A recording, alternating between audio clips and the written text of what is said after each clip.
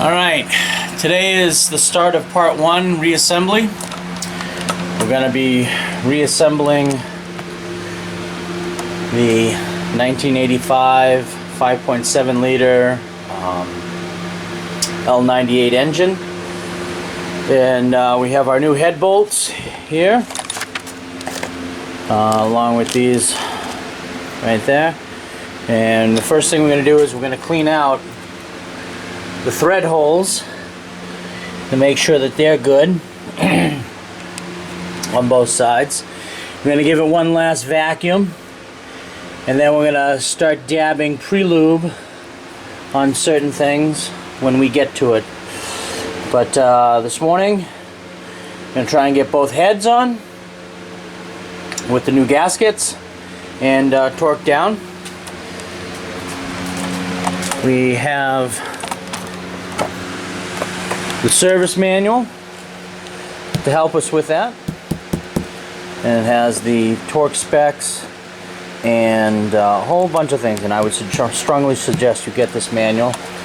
We have the new gasket kit. These are all the gaskets that I'm planning on using today, if I get to them. We have the plenum down tubes and plenum tubes. We have the intake manifold gaskets. We have, that goes here, the exhaust gaskets and the thermostat gasket, so we can get that done. Different bags of items here. Yeah, that's what I'm after in this manual, because it's just easy to find. It's the same pattern I used to take the heads off. It's the same pattern that I used to take the heads off. And I don't know, my serial number, of course, it's matching, so this is a matching motor and tranny. And I think we're ready to get going. So give me a second here and we'll start. I'm going to start on the passenger side and we're going to go from there.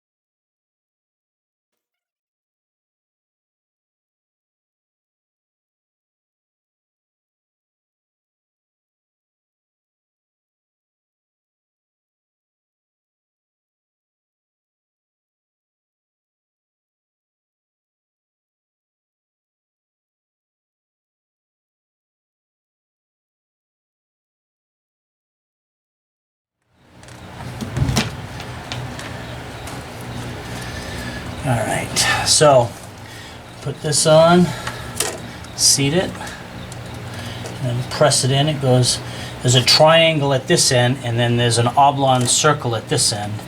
So I just want to very carefully push them on so I don't damage that. And I can get this out of the way. And this has to get bolted to the head, along with these ground wires right here.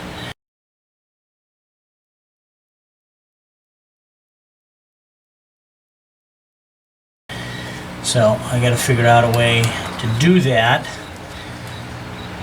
so that I can get this back in there. So what I'm going to do is probably seat the head and then see if I can reach in there and get that nut on.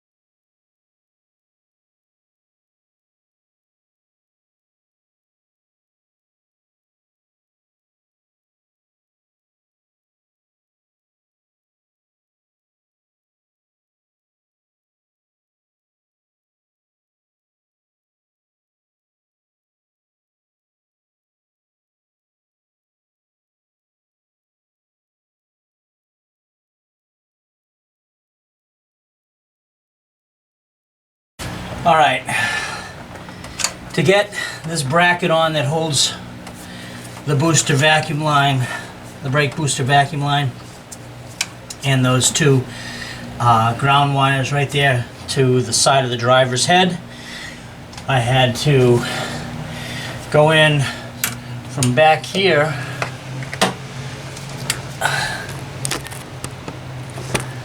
I had to go in from back here with a 1/4-inch ratchet to get it connected up. What a pain in the buns that was. So we're on to the next thing, which is putting all the bolts in, getting them lubed up. I want to make sure nothing got broken while I was doing this, because that would like really suck. Yeah, I can see. Good. Alright, we're all good. It's all still lined up. So we'll get those in. So let me get those taken care of and I'll be right back.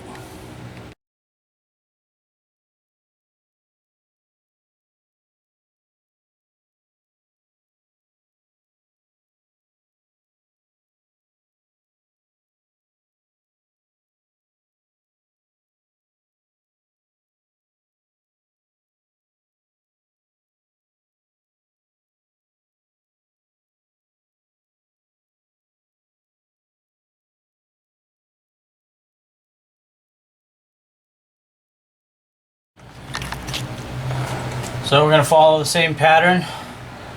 1,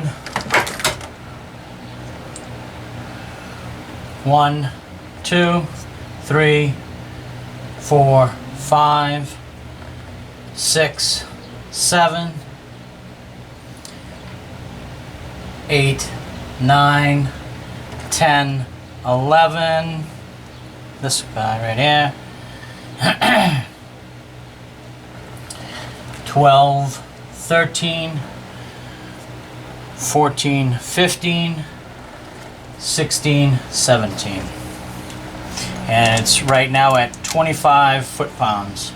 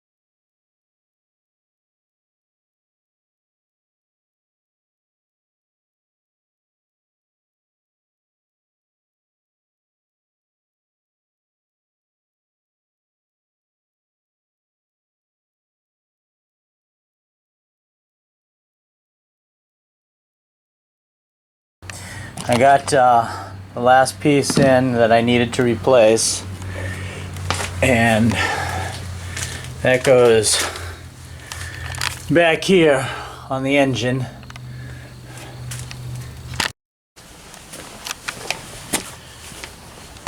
And that goes back here on the engine.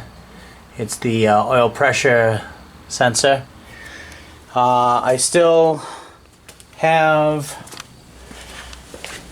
to replace this sensor, and I have to fix that sensor because the wire broke off the connector. Alright, so we're going to look at checking out something.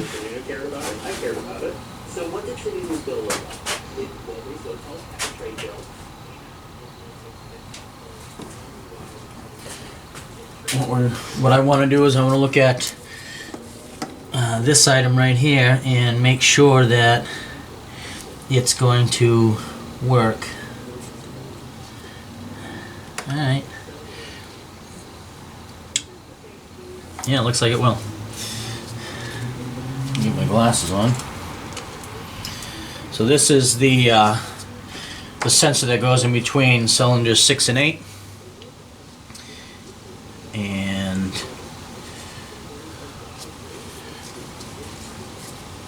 looks like we're going to be good.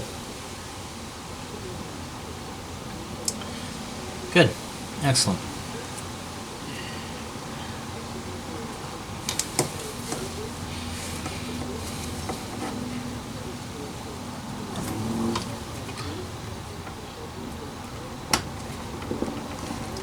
Okay. Excellent.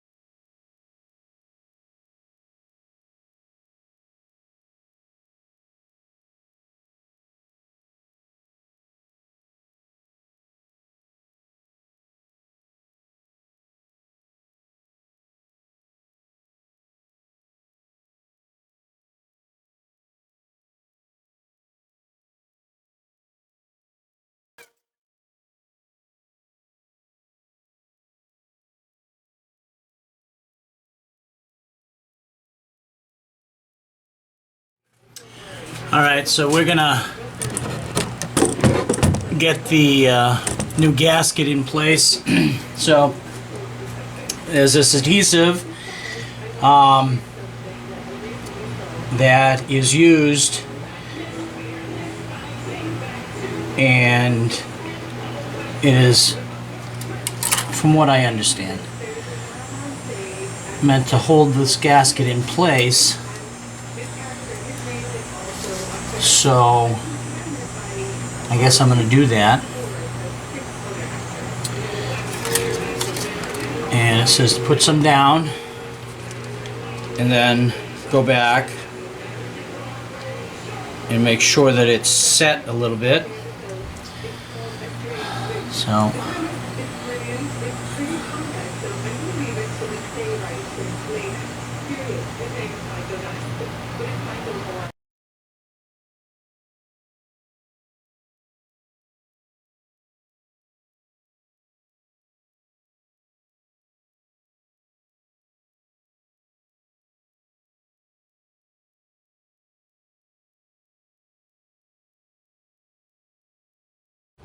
So we're going to do the China walls on both ends and get ready to place the intake.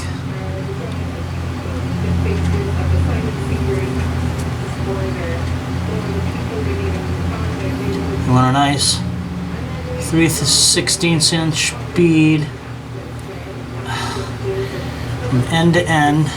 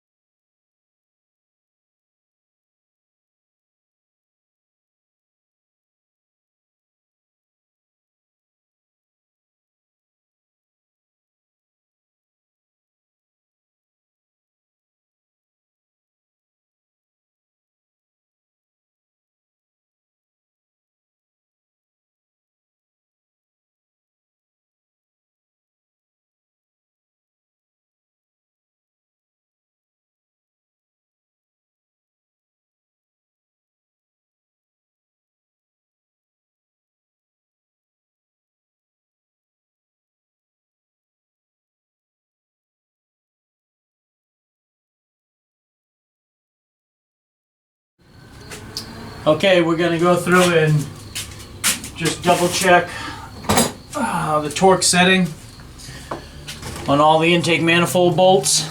I did that also when I did the head bolts. So I went through on the heads, I went through and I torqued everything down. I waited about a half an hour and I went through and I double checked, and there were some bolts that were loose and had to be re-torqued down. So it's always a good way to wait a little bit, let things settle, go back, check the torque on them. So we're set at 35 again, and here we go.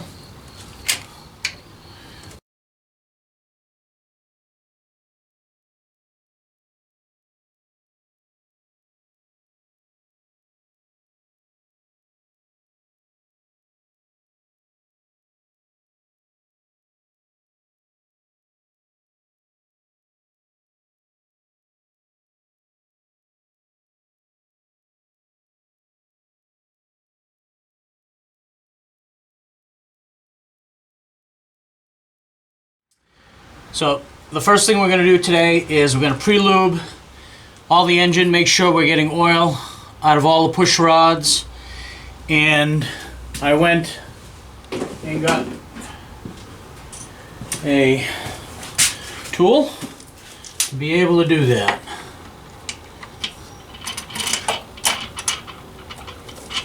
There we go. It's in there, and basically you operate it with an electric drill or cordless drill.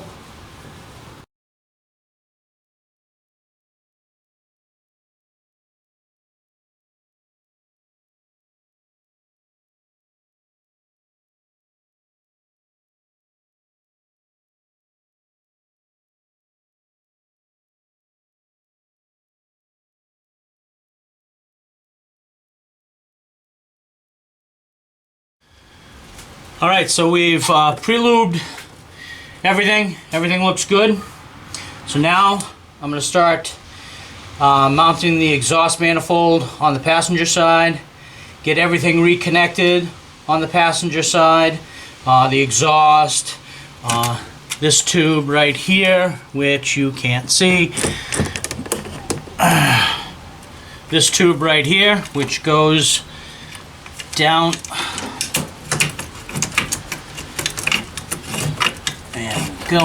which goes over here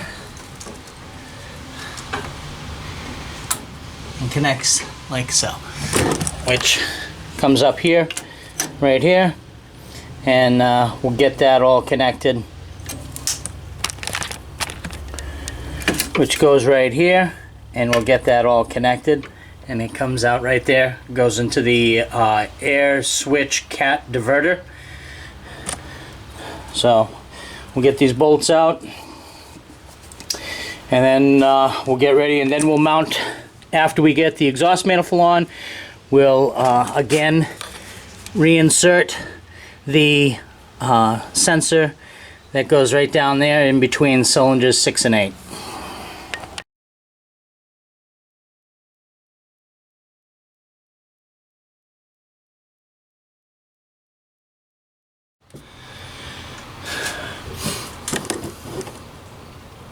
Okay, when I put this on, I'm going to put very loosely the first and last bolt in on the exhaust manifold, so I can hang the exhaust gasket, the exhaust manifold gasket on them, and then I can put in the other bolts after it's hanging there. And lines up pretty good when you do that. So we will adjust that as we go. I need to get some gloves on because my gloves ripped.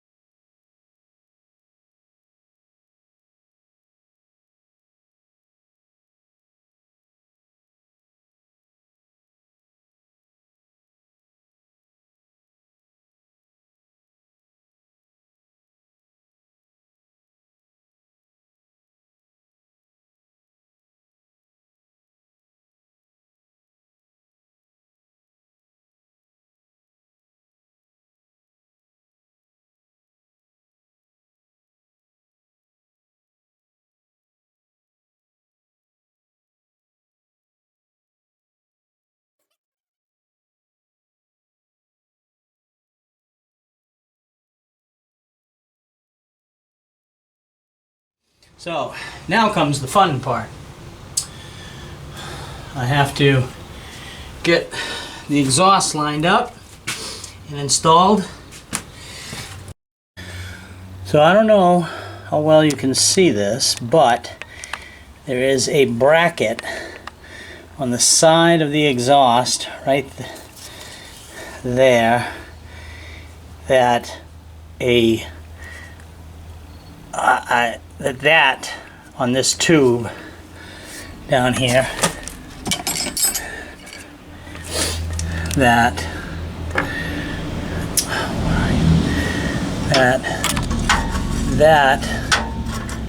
right on that tube down there goes next to that, and a clip goes around the tube and around that to hold this tube in place, and I have to do that from the bottom.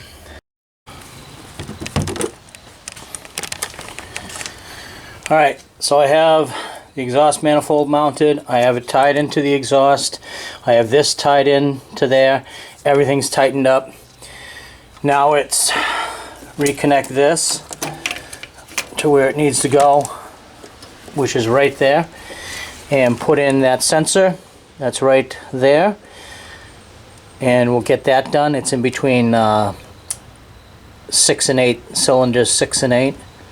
It's in between cylinders 6 and 8. Got that mounted, and then we'll be done from this down, and then I can start getting the rest of the stuff connected. I'm going to reattach this, reattach that. It was only tied in with a zip tie, which you can probably see right there. You know, right down there. I'll get that out of there. And alright, so I have the bolts for this started that are underneath its actual pulley. So that's started. I got the nuts here just waiting for that. I got this tube back in, and I'm just gonna put its bolt in for now because I have to install the two sensors that go here. One's the temperature and one's the cold start sensor. Now this tube connects to these pipes here on top of the exhaust with these connectors right here.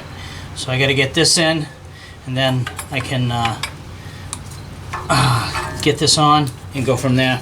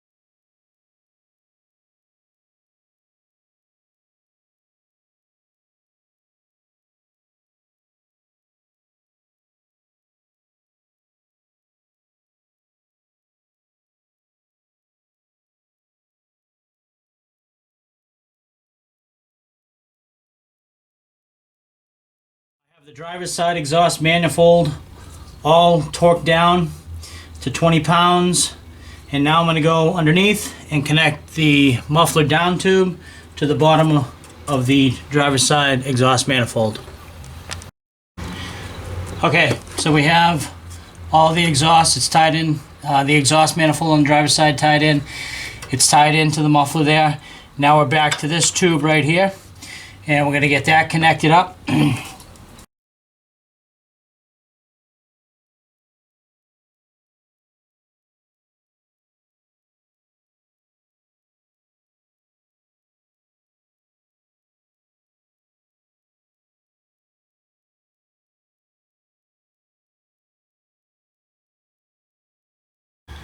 Okay, so I got the water temperature sensor in.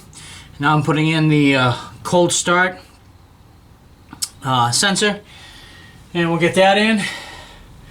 This one's a 15/16, and since I don't have anything in 3/8, I gotta use 1/2 inch. And I want that like so. Good, we're done. That's done.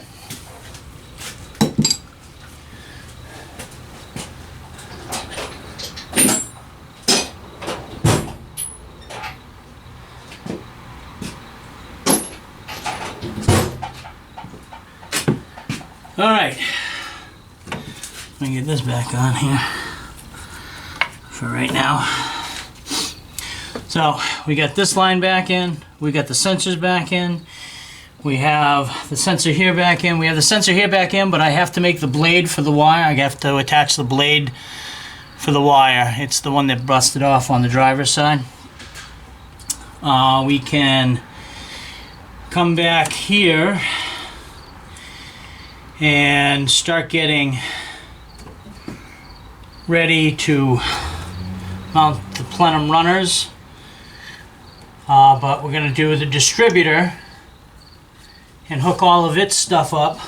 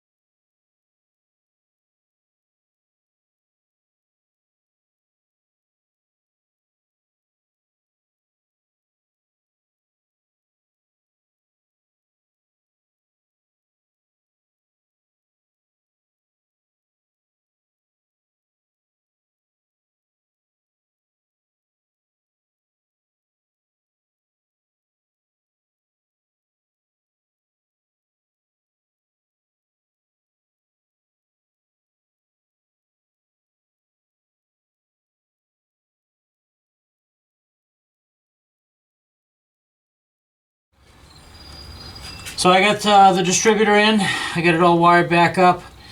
I got this vacuum solenoid back in, connected and mounted on that bracket that mounted to the intake manifold. I have the vacuum line to the EGR connected. I have this getting ready for the plenum. I have this that goes to the bottom of the throttle body that goes into that vacuum line, vacuum switch right here. So we're basically ready to start putting on the plenum runners and getting ready to start laying all the other stuff in here. That has to go around like that, go around that. So yeah, so it's now and the reason this tool is so useful is this reason, right? Like that. Goes underneath all this stuff and gets to the distributor bolt. And the distributor is lined back up. I will have to time it again. You know, it's not 100%, but I know that it's at top dead center in the number one cylinder. And this is pointing to the number one spark plug right here. One. Right there. So, that's all good. So yeah, we've made quite a bit of headway today. Quite a bit. We got through a lot of items that I didn't think we'd get to. But we're doing good. I will be taking the blue tape markers off. You know, this one goes to the underneath the plenum there. Oh. So, let's see where we are.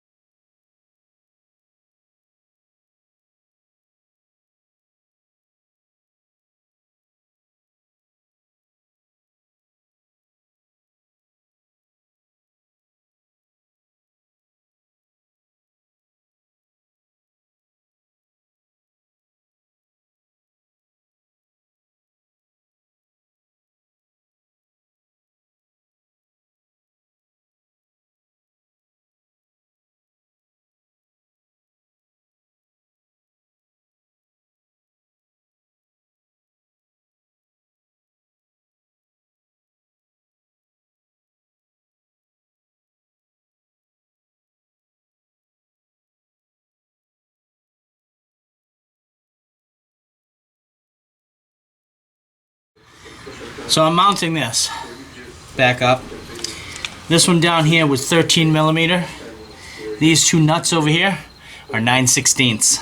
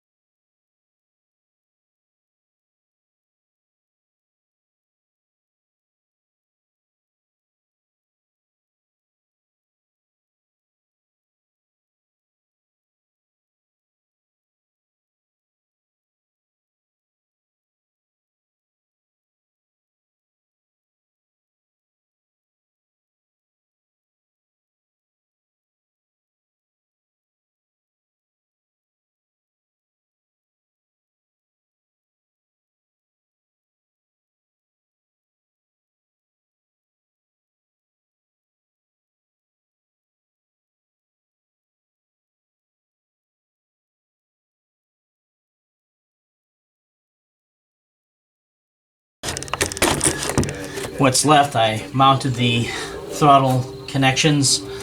Got them all squared away right now. The alternator, the air pump, various vacuum tubes. Like this vacuum tube goes to the, underneath here to the throttle body. This one connects right down there. And this one goes from the top of the driver's valve cover and plugs in right there at the top of that. I'm very tired right now. So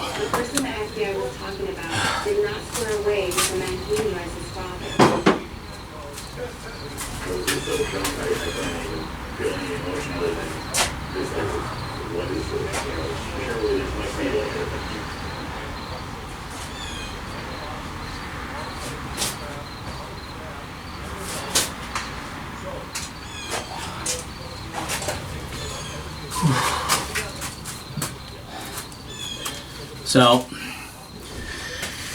alternator, air pump, spark plugs and wires, valve covers, and various vacuum tubes, and it'll be done.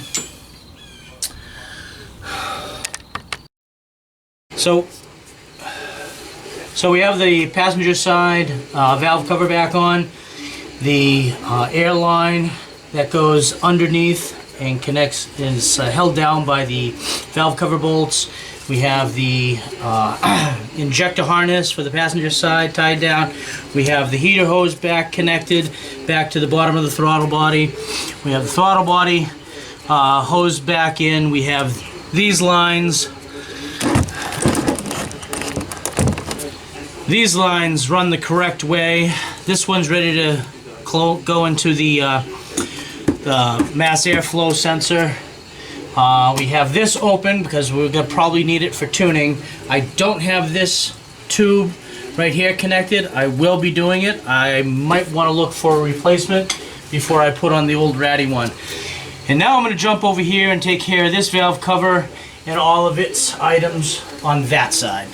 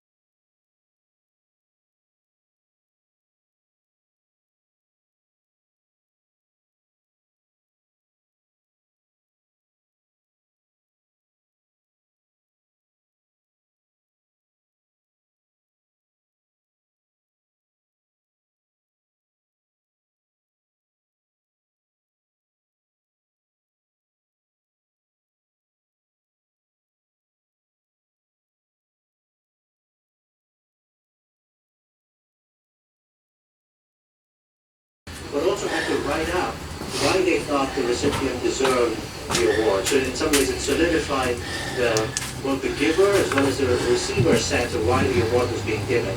Do you think that's an effective way to use money as a motivational tool? That's very interesting indeed. I think this goes very much in the direction of awards, namely that one expresses exactly why somebody gets this additional.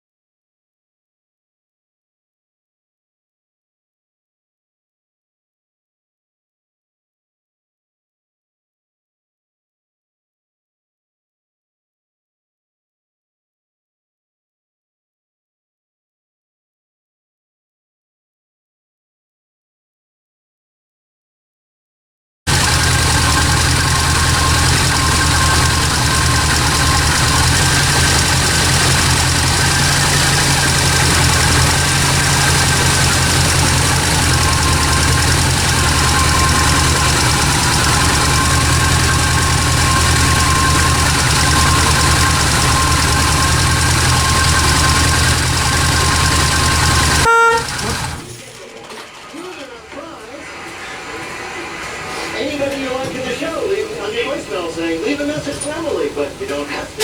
So exciting. Well, that is exciting. Congratulations, Emily. Bye-bye, Emily. They know what you do.